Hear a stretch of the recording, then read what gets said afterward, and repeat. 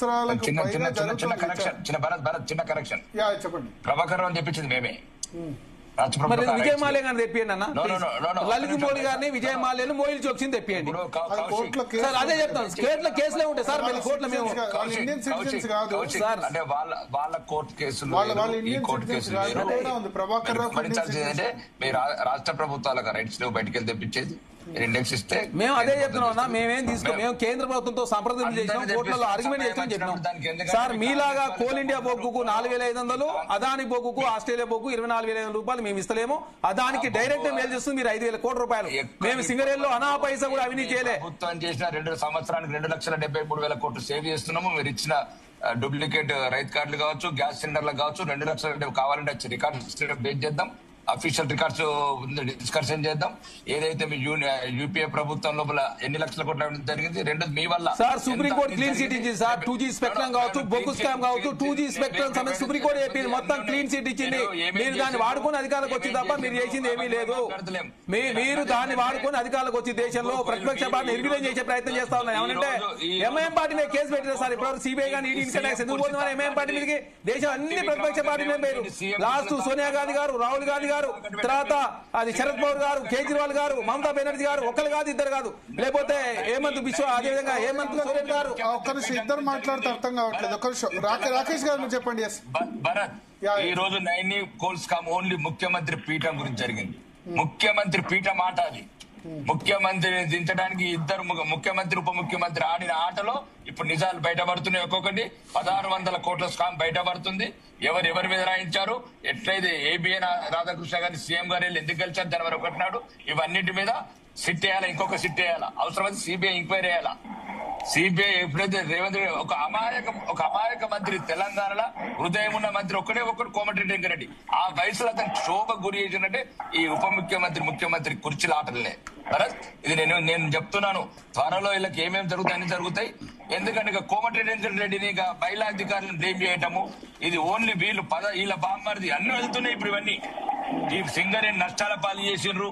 CSR వీళ్ళ మనమల్లతో football ఆడుతందుకు CSR లో diversion చేసిండ్రు. అన్నిటి మీద ఎంక్వైరీ జరుగుతుంది. మీరు ఏం టెన్షన్ పెట్టుకోకుండా ఇది ఒక్కటే భరత్.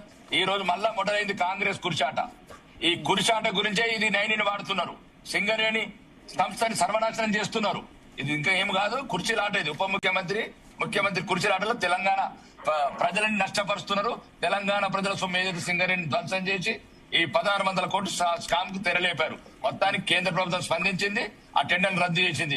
ఇంకా ఆదానిలో అమ్రానిలో ఎట్లయితే ఆజీ మస్తాన్ తో ఇందిరాగాంధీ డిన్నర్ చేసింది, ఇవన్నీ తర్వాత మాట్లాడదాం. కౌశిక్, ఆజీ మస్తాన్ తో ఎట్లా ఇందిరాగాంధీ గారు లంచ్ చేసారు ఆ తర్వాత మాట్లాడదాం. ఇంకా చాలా ఉన్నాయి. రాజీవ్ గాంధీ గారు ఎవరెవరితో తిన్నారు అది కాదు సమస్య. ఈ దేశంలో ₹1 ఆస్తి పెరిగిన ప్రధానమంత్రి అంటే ఒక్కడు ఇప్పటివరకు ఉన్నది ఓన్లీ నరేంద్ర మోడీ గారు, 3వసారి ప్రధాని. దయచేసి ఎవరిని ఉపేక్షించము. వాళ్ళు ఎవరైనా చట్ట న్యాయ సంస్థల ద్వారా పొందుండొచ్చు, కానీ ఎట్టి పరిస్థితులు మాత్రం తెలంగాణలో ఒక విస్ఫోటమైన మీరు ఇవన్నీ డైవర్షన్ పాలిటిక్స్ చేస్తున్నారు. మీరు కుమ్మక్కయ్యారు. మీరు ఎన్ని సంవత్సరాలు చేస్తారు? ఇంకా 2 సంవత్సరాలు చేస్తారా? ఇంకా 2 సంవత్సరాలు సిట్టేసి ఏమేమన్నాడు మీరు? రేవంత్ రెడ్డి గారి మాటలు ఏ రావులు అన్నాడు, మర్చిపోయారు. ఎట్లా అప్పుడు రేవంత్ రెడ్డి గారి స్టేట్మెంట్ అంటే మీరు తెలంగాణ ప్రజలంటే మీకు అవమానకరంగా ఉంది. తెలంగాణ ప్రజలు ఏమేమి మాట్లాడారు భరత్? రేవంత్ రెడ్డి స్టేట్మెంట్స్ అని బయట పెట్టండి. రేవంత్ రెడ్డి స్టేట్స్ ఏమని మాట్లాడాడు? ఏ రావులు ఆ రావులు అనుకుంటే మాట్లాడాడు కదా. స్టేట్మెంట్ మర్చిపోయారా? రకుల్ రావు అని అన్నది ఎవరు?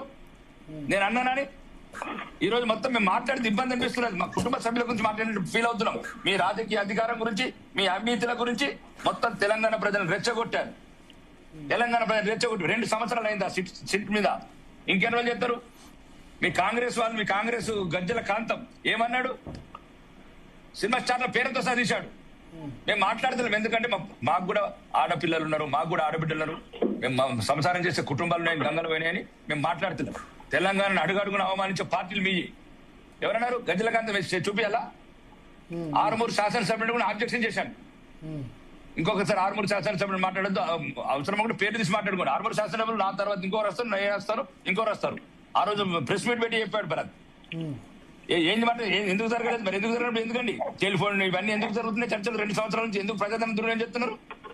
ప్రజలను పక్కదోరు పెట్టడానికి, మీ 6 అబద్ధాల్లోని ప్రజల దృష్టి మరల్చడానికి ఈరోజు తెలంగాణ మొత్తం అప్పులపాలం చేసి ఇప్పుడు మొత్తం అవినీతిమయం చేశారు. మీరేం తక్కువ చేశారు? ఎట్లా మేము ఏమనంటేనే మనకు సంబంధం లేని టాటా బిర్లాల గురించి మాట్లాడతారు, అంబానీల గురించి మాట్లాడతారు. మనం మాట్లాడింది తెలంగాణ టెలిఫోన్ ట్యాపింగ్, నీళ్లు నిధులు నియామకాలని వాళ్ళు అట్లా చేసారు, మీరు ఇట్లా చేస్తారు. ఏం చేసిన 2 సంవత్సరాలు చెప్పండి, ఏం చేశారు? నేను దయచేసి మీరు ఇట్లా మాట్లాడద్దు. నేను ఏమంటున్నా అంటే సబ్జెక్ట్ వరకే పరిమితం అవుదాం. ఈ రోజు ఒకటి మీకేమైనా చిత్తశుద్ధి ఉంటే ఒక టైం ఫ్రేమ్ పెట్టండి, 1 month 2 months 6 days కంప్లీట్ చేయండి. ఉన్నదా లేదా, లేకపోతే ఎందుకు ఆర్టిస్టులు వాళ్ళు కొట్టుడు, ఐపీఎస్ ఆఫీసర్లు జైళ్లలో పోవుడు, ఎక్కడ అంటే తెలంగాణ సమాజం చదువులేని సమాజం అనుకుంటున్నారా? కాంగ్రెస్ ప్రభుత్వం ఎట్టయితే 60 ఏళ్ళ నుంచి మోసం చేసి పరిపాలించినట్టు అనుకుంటారు. ఈ కాలంలో కూడా అయిపోయింది. చలేగా ఓ గాంధీ గద్దీని చలేగా సబ్కు చలేగా. ఇప్పుడు తెలంగాణ ప్రజలకు చైతన్యవంతులయ్యారు. మీరు ఏమేం చేస్తున్నారు అన్ని అర్థమవుతున్నాయి వాళ్ళకు. ఎందుకు భరత్ వీళ్ళు టెలిఫోన్ ఇవన్నీ ఎందుకు, ఫోన్లు మార్చుడు ఇవన్నీ ఎందుకు తీసుకుంటున్నారు? డాటా ఎక్కడెక్కడ వార్ రూమ్లు ఎందుకు పెట్టారు? నీకు ఎక్కడైతే నీకు టెలిఫోన్ ట్యాపింగ్ అయినా అఫీషియల్ చేయొచ్చు, నువ్వు చెప్పేది అవసరమే ఉన్నది. ఇక మన రాజన్న అయితే బ్రిటిష్ టైం నుంచి అంటాడు, బ్రిటిష్ టైంలో ఎక్కడ గంగలపోయినాయి ఆ ఫోన్లు ఆడపోయినాయి, మనీ ఆడపోయినాయి. అక్కడేదో సింపుల్ గా వాళ్ళకి ఇన్ఫర్మేషన్ ఉంటుండే, వాళ్ళు ఉంటుండే ఏజెంట్స్ ఏజెంట్స్. నేను అనేది ఏంటంటే ఒకటే చెప్తున్నాను, నా తెలంగాణ సమాజం చైతన్యవంతమైంది.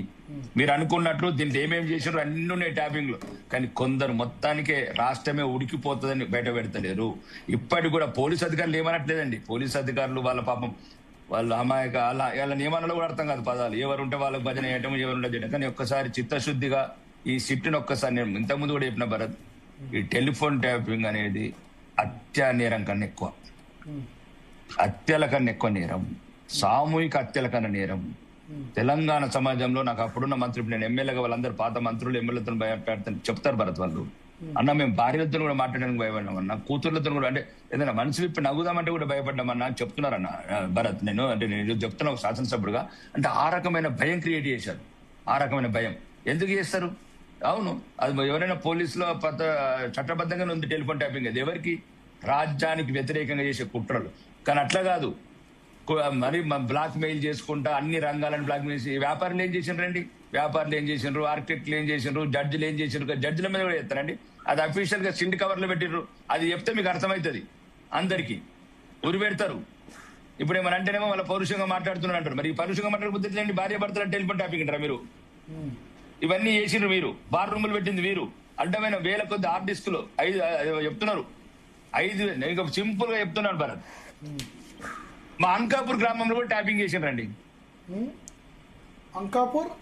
అంకాపూర్ లో ఒక మా బంధువు అవుతాడు, ఇక పేరు ఎందుకు లేక మా బంధువు అవుతాడు, అతను టెలిఫోన్ ట్యాపింగ్ కూడా చేశాను నా ఎలక్షన్ టైంలో. వీళ్ళు మామూలు దుర్మార్గులు గారండి, మామూలు దుర్మార్గులు. నేను చెప్తాను కదా, నేను నాకు చాలా ఎవిడెన్సెస్ ఉన్నాయి, ఎందుకంటే తలకాయ నొప్పి వస్తుంది.